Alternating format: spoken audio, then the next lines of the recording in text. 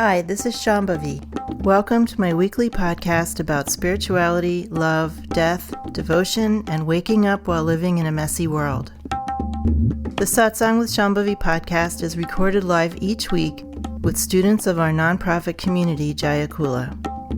For more information and to find out about attending a satsang, visit jayakula.org. Thanks for listening.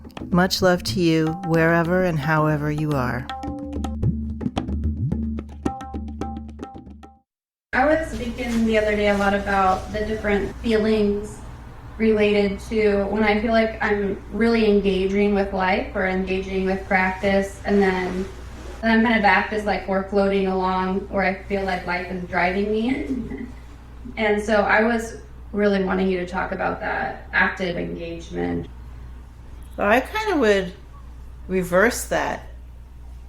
When you're being more in presence, when you're relaxing more in living presence, then you're more being moved along. So that's where the sense of dance or improvisation or of being moved by life happens. Although there's only one self, there is still the fact that this one self is producing a sense of dialogue, a sense of communication, a sense of reciprocity, of improvisation. And so when we're just more resting in our real nature, that sense of conversation, of dialogue, becomes more apparent to us. And we have a sense that we're responding to something freshly in the moment, rather than operating under the false impression that we're independent beings making decisions and going along.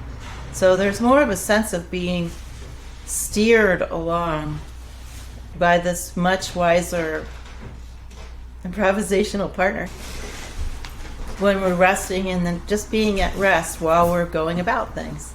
So there's a sense of dynamism and there's a sense of stillness that is happening at the same time when we're resting in our real nature. It's active, but it's also restful. There's no sense of planning or undue effort. There is effort, but not undue effort. There's no sense that we're just dragging ourselves along, having to force ourselves, or that it's all up to us, that pressure when we feel like things are up to us. Then we get all tied up in knots.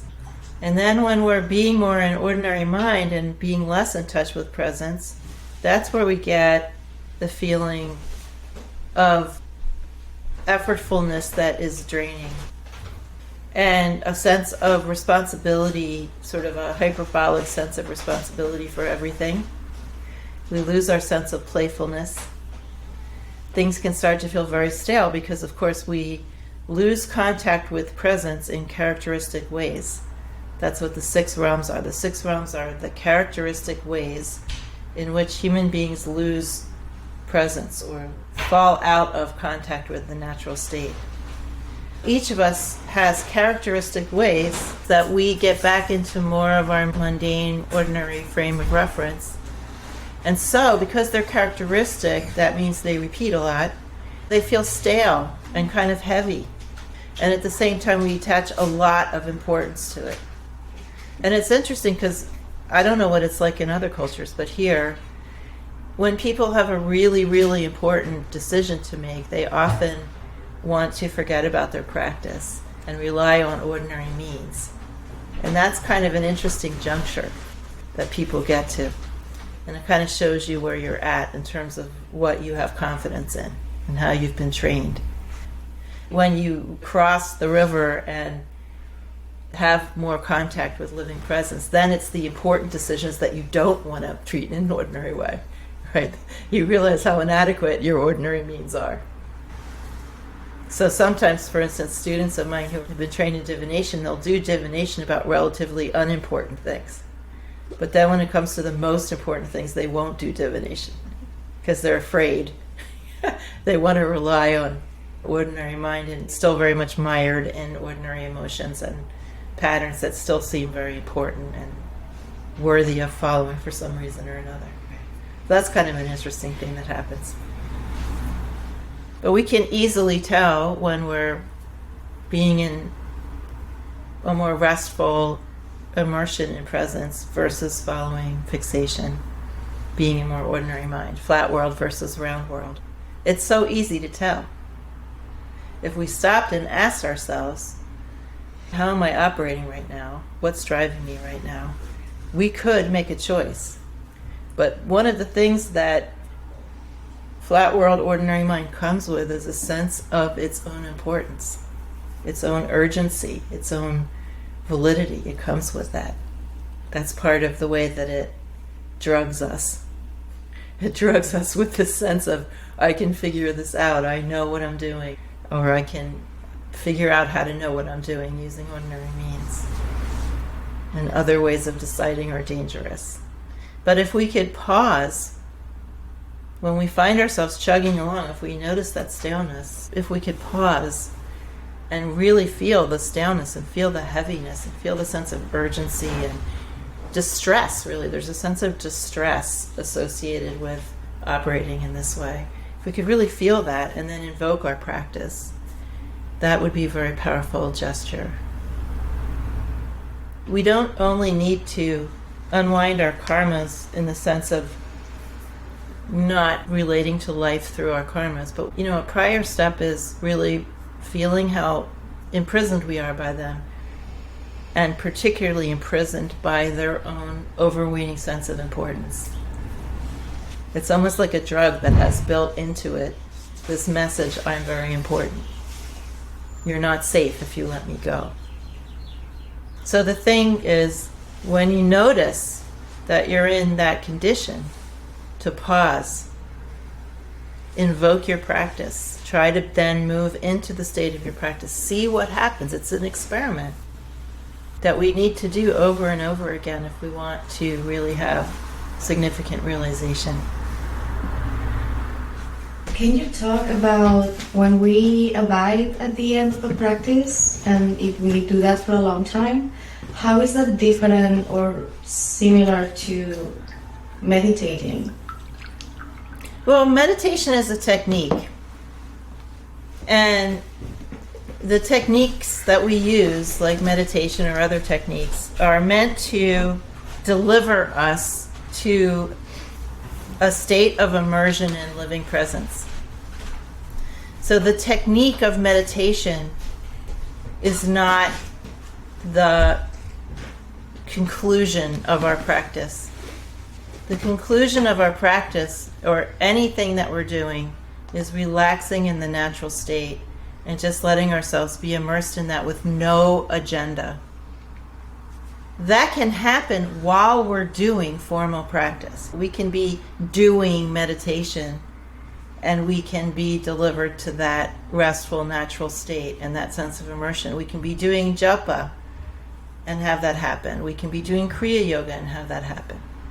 But in general, that is something that takes a little while to get to, because people are so focused on technique, thinking that, oh, I'm doing my practice, I'm doing the technique, and that's the practice. That isn't. That's the tool to help you to get to the condition where you can relax in the natural state. So when we abide after each segment of our practice, we are trying to relax with no agenda. No label, no agenda, just being awake. So it's not the time to take a nap. In that sense, there might be some effort involved, but we are just trying to relax and feel immersed in what's called the state of our practice, which hopefully is close to the natural state. Sometimes when you're practicing, and I'm sure most of you who have practiced for a while have had this experience at least sometimes, where you're going along and maybe it's pleasurable, maybe it's not, maybe it feels special, maybe it doesn't, but suddenly there's this effortlessness that happens, and you just feel like you could go on forever and it would take no effort whatsoever. And one loses the sense of accomplishing anything. You're just doing it because it feels kind of magical, and that's it. So abiding after each segment of our practice helps us to discover that more. It also helps us to, what one teacher of mine said, marinate in the state of our practice. In other words, we do practice and our senses, our perceptions open up to some degree, we relax to some degree, and then we want to notice that. We don't want to be on the checklist system where we're just doing some technique and then we check that off and then we move to the next technique and we're not really ever being aware of what is happening. So it's like the difference between gobbling down a meal and actually tasting it. If you gobble a meal and you eat unconsciously, you're eating your lunch at your desk while doing something on your computer related to work. We all have that experience of like, oh my God, I just ate this whole sandwich and I have no idea what I ate and I didn't taste it. So if you do that, if you eat your practice in that way, then you can't cook it later on. So if someone hands me a sandwich and I eat it, and in that unconscious way, okay, check, lunch, back to work, then I can never make that sandwich on my own because I wasn't paying enough attention to know what was in it. But if I eat it slowly and savor the taste, then later I can remember and I can make that sandwich again. So when we abide in the state of our practice, we are helping ourselves to taste the state of our practice more deeply and subtly so that later we can come back to it more easily. We're creating more of a beacon or a roadmap. We're getting that feeling deeper into our cells, into our mind, into our energy body, so that it becomes easier to get there again. Whereas if we're just doing, okay, I'm going to do this for 5 minutes and this for 10 minutes, okay, 15 minutes for that, then it never really gets in all that deeply because we're not noticing it enough. We're not paying enough attention. We're not tasting it deeply enough. So today at work, we had a training, and during my meditation in the morning, there was a lot of thoughts about addressing some potential racism happening in the facility, and I was kind of like pumping myself up a little bit to address it in a good way because it just felt like that needed to happen, even though there's lots of fear around that. And right now I feel that again. I cried when I was talking about it, and I just am coming back to this question of if I'm too sensitive. Well, no. There's only one answer to that, and that's no. When you cried and then you have feelings about crying in a business setting, the feelings about crying in a business setting are part of what has been bequeathed to us. That's like internalized misogyny right there. That we aren't supposed to display certain kinds of emotions in a business setting, or that it's humiliating or embarrassing. I mean, too sensitive, isn't that one of the things that gets thrown at women all the time? I feel like I know this on the cognitive level, but it just keeps coming up. Yeah, and then the fear of bringing up particular issues of racism is so legitimate. Couldn't be more legitimate. And crying, I just know from the places where I've experienced depression, it's not just fear, it's a whole complex of things. Just longing and fear and anger and helplessness and wanting to be seen in a way that we aren't usually seen, wanting to be heard. I mean, there's so many things. Each tear is like a rich world of all different kinds of things. And the fact is that whomever one is, whether we're talking about racism or homophobia or transphobia or misogyny or whatever we're talking about having experienced in our different ways many generations of conditioning and trauma. Then you're trying to figure out like a good way to bring this up in many, many circumstances, we get a lot of pushback. And sometimes we're beautifully received, sometimes we're not. But it is a scary situation. So I just want to affirm that and also say that Jaya Kula is a group of people. There's been lots of things that have happened around racism and misogyny and transphobia and homophobia and class prejudice and, I mean, just your usual stew of human life. But I will say that we have collectively done a lot of work together on these things and trying to have Jaya Kula over time slowly become a place where I wouldn't say it's safe, because I wouldn't say any place is safe, but where there at least is a container or a crucible to bring this issue up. And I'm really just so happy that you said that you felt this fear bringing this up here. That is something you can say here. We're doing our best to be a community that is welcoming, where people can discover a sense of belonging, whatever condition you're in, and where when things do come up, they're addressed right away, and people are at least trying to take responsibility for what's happening. So I'm really happy that you brought this up, and I realize it was probably an experiment. I hope you experiment again here. From my perspective, like just reflecting back on other similar experiences I've had to what you just described throughout my life, the conclusion that I've come to is that everything that you felt and brought to that meeting, and the fear that you felt and the hesitation and the bravery and the tears and everything you brought is 100% appropriate to that circumstance. And we feel all those things because that's the experience that we've had in our histories, the histories that we bring to those circumstances.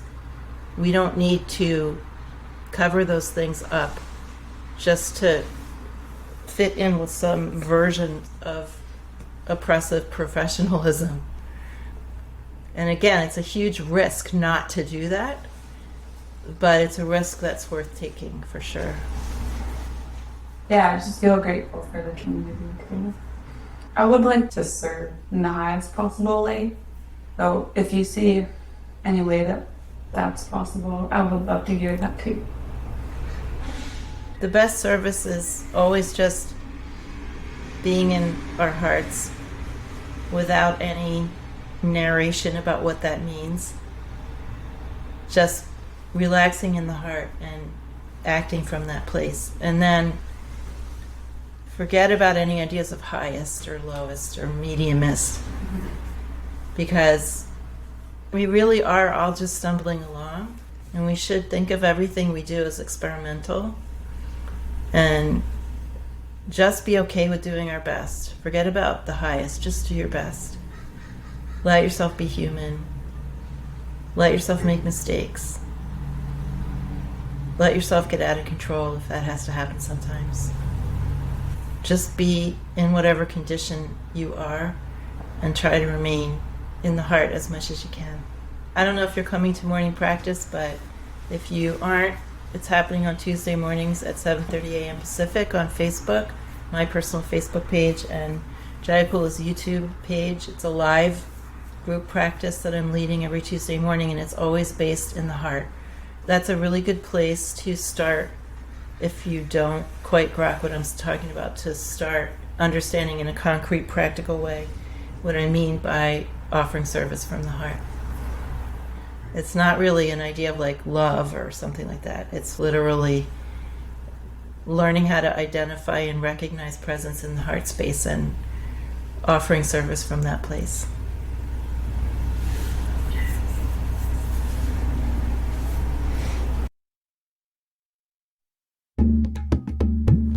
Satsang with Shambhavi is produced by Jaya Kula, a nonprofit community offering opportunities to learn and practice in the direct realization traditions of Trika Shaivism and Dzogchen. If you enjoyed listening, Please help us keep this podcast and many other teachings open to all by making a monthly or one-time donation. Visit jayakula.org to make a donation and explore more of our offerings.